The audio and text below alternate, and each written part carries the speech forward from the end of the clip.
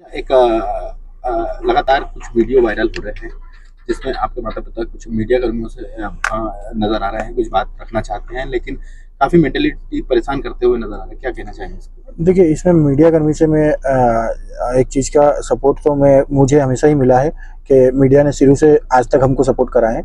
मगर मीडिया कर्मी से हाथ जोड़ के एक निवेदन है कि देखिए, माता-पिता तो सभी लोगों के माता-पिता होते हैं। आपको ही पता है कि वो कितना ख़्याल रखते हैं और कितनी चिंता करते हैं और कितना टेंशन रहता है घर में अगर ऐसा कोई दुखद घटना होती है तो। इस पे मेरा निवेदन है सभी लोगों से कि माता-पिता से कोई भी क्वेश्चन या कोई भी ऐसी चीज़ें ना पूछी जाए जिससे उनके दिल को ठेस पहुँचे, क्योंकि उनकी तबीयत भी ख़राब रहती है। इसलिए अभी मीडिया कर्मी को कोई भी जवाब चाहिए, किसी को भी कोई जवाब चाहिए तो मुझसे डायरेक्ट संपर्क कर सकता है। मेरा नंबर सभी के पास लगभग है, तो मुझे कभी भी एनी टाइम कॉल कर सकते हैं और मैं उनको प्रॉपर जवाब दे सकता हूँ। गोविंद भैया, एक बात भी सामने आ रही है, पिछले दिनों कुछ मीडिया रिपोर्ट भी सामने आई थी जिसमें मदद करने की बात कही जा रही है कि सोनम की कभी लगी तो हमारे परिवार के द्वारा मदद की जाएगी। देखिए, अभी जैसे सोनम का पे कंटिन्यू जैसे चल रहा है कि आरोप चल रहे हैं कि उसी ने कत्ल करा है, उसी ने मर्डर करा है, उसी ने सब चीज़ें करी है, तो उस हिसाब से जैसे वहाँ के एसीपी और ये सब बयान मैं भी देख रहा हूँ जो मीडिया के थ्रू मेरे को मिल रहे हैं कि इसने वो तीनों लड़कों ने मर्डर करा है, सोनम ने कोई हाथ नहीं है वगैरह वगैरह। मगर एक्चुअली क्या है, ये कंफर्म नहीं हो पा रहा है कि एक्चुअली सोनम ने मर्डर करा नहीं करा या करवाया, जो भी है।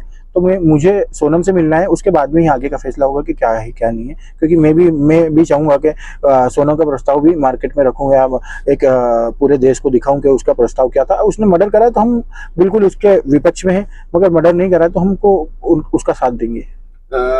लेकिन जिस तरह से शिलांग पुलिस का भी कुछ पिछले दिनों बयान आया था कि राज और सोनम का अफेयर था, इसके कारण इस पूरे घटनाक्रम को अंजाम दिया गया योजनाबद्ध तरीके से।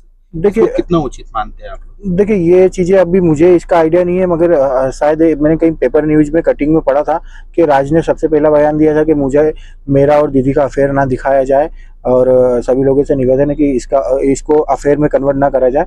तो ये मैंने अभी थोड़े दिन पहले ही पढ़ा है पेपर में, कहीं पे कोई कटिंग में है कि राज ने भी रिक्वेस्ट करी थी जिस समय उसे अरेस्ट करा था, या फिर जब भी पुलिस तहकीकात चल रही थी, पुलिस की पूछताछ चल रही थी, तो उसमें राज ने बोला है कि मेरा और दीदी का अफेयर ना दिखाया जाए। तो अब ये एक्चुअल बात वो सही है या पुलिस बोल रही है वो सही है, मीडिया बोल रही है वो अभी ये कंफर्म के बाद ही होगा। और मैं शुरू से आज तक मैं सत्य का साथ दे रहा हूँ, मैं अभी भी आगे भी सत्य का साथ दूंगा और जो भी होगा मैं बिल्कुल मीडिया में बताऊंगा। भैया, सोने चांदी के जेवरात भी लुटाने की बात कही जा रही थी, क्योंकि पिछले दिनों सोनम जब शिलांग पुलिस इंदौर आई थी तो विपिन का कहना था कि 15 लाख रुपए के जेवरात हमने सोनम को चढ़ाए थे शादी के। देखिए, वो कीमत तो नहीं पता वो कितने लाख के जेवर थे, मगर जो भी उनने जेवर चढ़ाए थे वो उनको मैंने लगभग वापस कर दिए हैं। और एक चेन कोई बाकी रह गई है जो सोनम के पास पुलिस कस्टडी में है। एक चेन वो सोनम के पास थी, वही चेन बाकी रह गई। बाकी सबने जो भी जेवर थे हमने उनको रिटर्न दे दिया। सर, ये भैया आपके द्वारा भी मतलब लिखा पढ़ी करके लौटाया गया? हाँ, प्रॉपर एक लिखा पढ़ी कर दी थी हमने नॉर्मल, और उसके फोटो वगैरह सब करके हमने जेवर उनको दे दिया था वापस। भैया, शादी में आपने भी काफी खर्चा करा, आपने भी गिफ्ट दिए होंगे राजा को, क्या वापस लोगे या नहीं, देखिए वो तो एक देखिए, जैसे कि मैंने बोला है कि मैंने शुरू से ही बोला है कि मेरे ये दोनों फैमिली का एक हिस्सा है। राजा जी नहीं रहे, ये एक हमारे लिए दुखद घटना है, मगर मेरी फैमिली वो भी है और ये भी है, तो एक लड़की का दान भी है।